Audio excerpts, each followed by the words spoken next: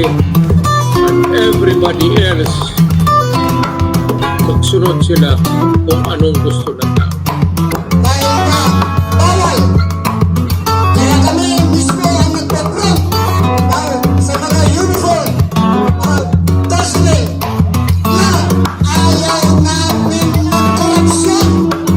Hindi rin kung talagang seryoso ka na linisin ang korupsyon. Ikaw mismo ay pura pa. Mag-resign ka. Ikaw ang ugat ang problema.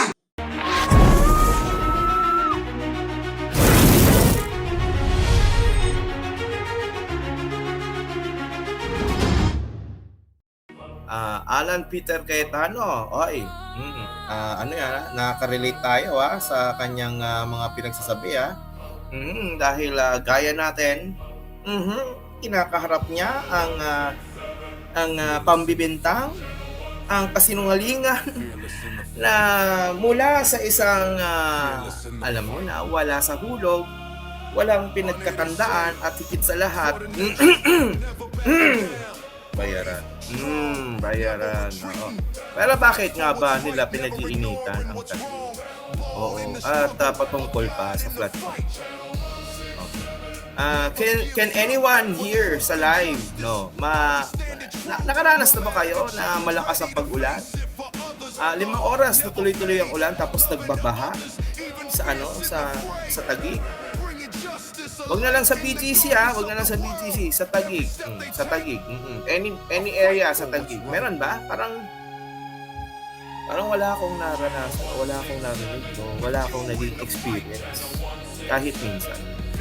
So bakit kailangang pag-initan ang Taguig? Bakit kailangan pang pagtuunan ng pansin ni Senator Lacson ang Taguig, samantalang ang may pinakamalaki na budget pagpatungkol sa flood control hindi nawawala dyan sa listahan ang Ilocos Norte District 1 under kay Congressman Sandro Marcos. Kung napapanood nyo i-upload ko na at nag-premiere na yan yung video na yan kung saan inisa-isa natin yung location ng mga flood control project na ghosted.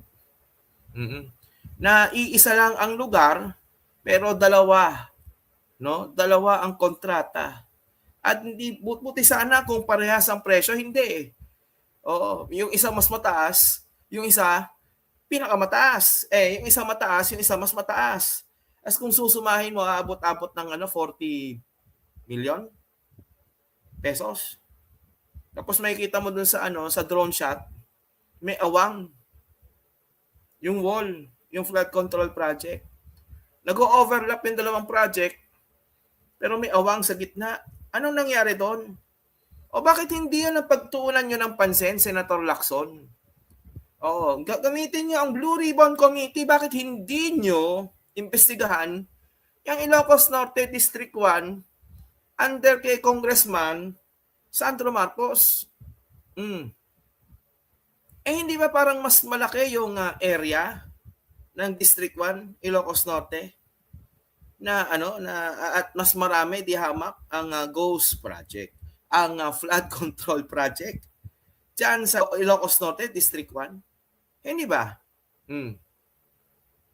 Ito halos 5-story building ang taas ng drainage system ng Taguig. Kaya malabo na bumaha dyan. Ang tawag dyan architectural intervention.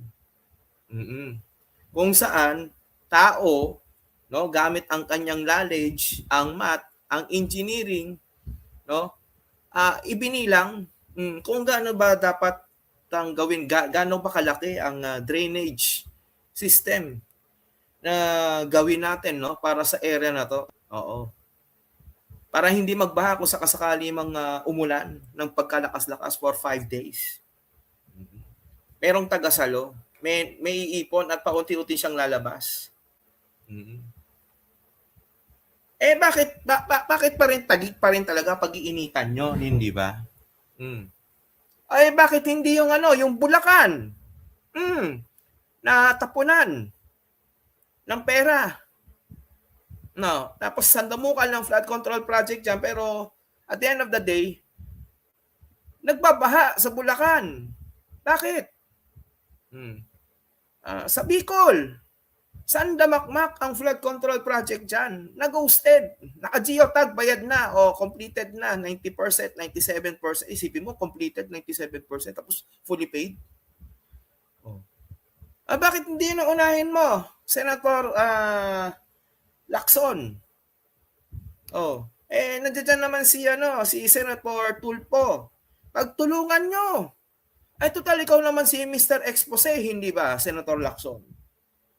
Hindi ba mas maganda na pagtuunan natin ng pansin yung mga obviously may problema? Di ba? Obviously, pinagtapunan ng limpak-limpak na salapi, milyong-milyong piso. Sandamukal na project, pero nagbabaha pa rin. Pero wala, kailangan talaga tagig. Kailangan talaga gawan ng kwento ang tagig.